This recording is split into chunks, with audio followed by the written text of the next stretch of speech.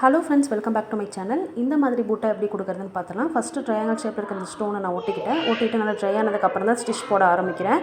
இப்போ normal seeing thread எடுத்துகிட்டு ஒரு லாக் ஸ்டிச் போட்டுக்கிறோம், அதாவது குட்டி செயின் எடுத்துகிட்டு அதுக்கப்புறமா தான் நான் பீடு கொடுக்க ஸ்டார்ட் பண்ணுறேன். 2 சுகர் பீடு ஒட்டுக்காக கொடுத்துட்டு ஒரு குட்டி செயின், அதாவது ஸ்டிச் பண்ணிவிட்டு 2 பீடும் கொடுத்து ஸ்டிச் பண்ணிவிட்டு அதுக்கப்புறம் ஒட்டிய குட்டி செயின் எடுத்துகிட்டு அதுக்கப்புறமா பீட் லாக் பண்ணுங்கள். அப்போ தான் நல்லா ஸ்ட்ராங்காக இருக்கும். திருப்பி அந்த சைடு வந்துட்டு நம்ம த்ரெட்டை எடுத்துக்கலாம். நான் த்ரெட்டை கட் பண்ணாமல் கண்டினியூவாக தான் போட்டுட்டு வந்துட்டுருக்கேன்.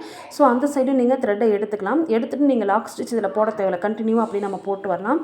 த்ரெட்டை வெளியே எடுத்தோன்னே 2 சுகர் பீடு கொடுத்துட்டு அதுக்கப்புறம் ஒரு ஸ்டிச் பண்ணிவிட்டு அதுக்கப்புறம் ஒரு ஸ்டிச் பண்ணிவிட்டு அதுக்கப்புறமா பீட் லாக் கொடுங்க. அப்போ தான் நல்லா ஸ்ட்ராங்காக இருக்கும். அதே மாதிரி தான் இதுவும். ஓகே ஃப்ரெண்ட்ஸ், இந்த புட்டா பிடிச்சிருந்தா கண்டிப்பாக லைக் பண்ணுங்கள் அண்ட் ஷேர் பண்ணுங்கள், கமெண்ட் பண்ணுங்கள். என்னோடய சேனலுக்கு சப்ஸ்கிரைப் பண்ணிக்கோங்க.